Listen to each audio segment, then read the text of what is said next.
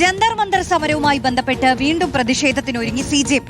സമരക്കാർക്കെതിരായ FIR-കൾ പിൻവലിക്കാത്ത പക്ഷം വീണ്ടും സമരം തുടങ്ങുമെന്ന നേതൃത്വം മുന്നറിയിപ്പ് നൽകി.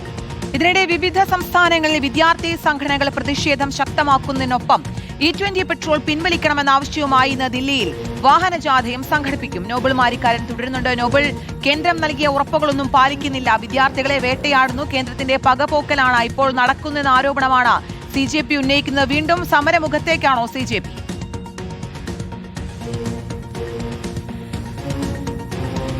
കീർത്തന, CJP വീണ്ടും സമരത്തിന്റെ സൂചനകൾ നൽകുന്നുണ്ട്, മുന്നറിയിപ്പ് നൽകുന്നുണ്ട്. കാരണം പ്രധാനപ്പെട്ട കാര്യം എന്ന് പറയുന്നത് ഈ സമരം ഒത്തീർപ്പാക്കുമ്പോൾ വിവിധ ഇടങ്ങളിൽ കേന്ദ്ര സർക്കാർ എടുത്ത കേസുകൾ, പ്രത്യേകിച്ച് ബീഹാറിലും പശ്ചിമ ബംഗാളും അസാമിലും ഒക്കെ അങ്ങനെ പല സംസ്ഥാനങ്ങളിലും വിദ്യാർത്ഥി പ്രതിഷേധങ്ങളുമായി ബന്ധപ്പെട്ടുകൊണ്ട് ഈ കഴിഞ്ഞ ദിവസങ്ങളിൽ പ്രതിഷേധം ചൂണ്ടിക്കാണിച്ചുകൊണ്ട് നിരവധി കേസുകൾ എടുത്തിരുന്നു. ഈ കേസുകളിലൊക്കെ പിൻവലിക്കാം എന്നൊരു തീരുമാനം അന്ന് ഉണ്ടായിരുന്നു. ആർക്കുമെതിരെ നിയമ നടപടി ഉണ്ടാകില്ല എന്നടക്കമുള്ള ഉറപ്പുകൾ സർക്കാർ നൽകിയിരുന്നു. പക്ഷേ അതിനൊന്നും പൂർണ്ണമായ തീരുമാനം ഇപ്പോഴും എത്തിയിട്ടില്ല. പലയിടത്തും കസ്റ്റഡിയിലെടുത്ത ആളുകൾ ഇപ്പോഴും പുറത്തുള്ള സാഹചര്യമുണ്ട്.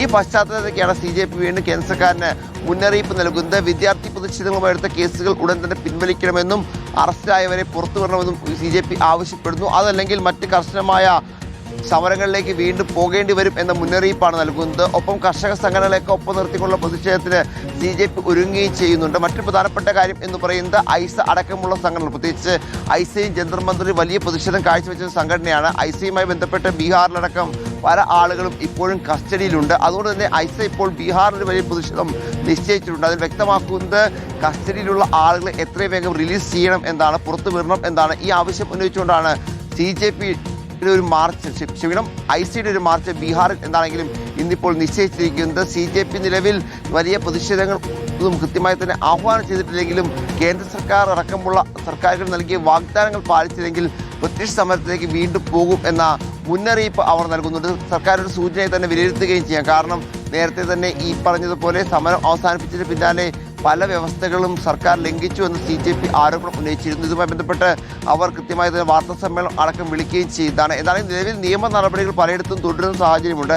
ആ പശ്ചാത്തലത്തിലാണ് എത്രയും വേഗം ഈ നടപടികൾ അവസാനിപ്പിക്കണം എന്ന നിർദ്ദേശം, അത്തരത്തിലൊരു മുന്നറിയിപ്പ് CJP നൽകുന്നത്. ഈ നിയമസഹായം അടക്കം CJP എന്നാൽ ഈ പറഞ്ഞതുപോലെ നിയമ നടപടികൾ നേരിടുന്ന ആൾക്ക് നൽകുകയും ചെയ്യുന്നുണ്ട്. അതാണ് കേന്ദ്രം നൽകിയ ചില ഉറപ്പുകളുണ്ട് CJP സമരം അവസാനിപ്പിക്കുന്നതിന്. പക്ഷേ അതൊന്നും ഇപ്പോൾ പാലിക്കപ്പെടുന്നില്ല. രാജ്യത്തിന്റെ വിവിധയിടങ്ങളിൽ ഇപ്പോഴും വിദ്യാർത്ഥികൾക്കെതിരായ കേസുകൾ അത് തുടരുകയാണ്, അതിക്രമങ്ങൾ തുടരുകയാണെന്നാണ് CJP ആരോപിക്കുന്ന. ഒരു സമര സൂചന നൽകുകയാണ് CJP. നോബൽ മാരിക്കാരനാണ് വിശദാംശങ്ങൾ നൽകുന്നത്.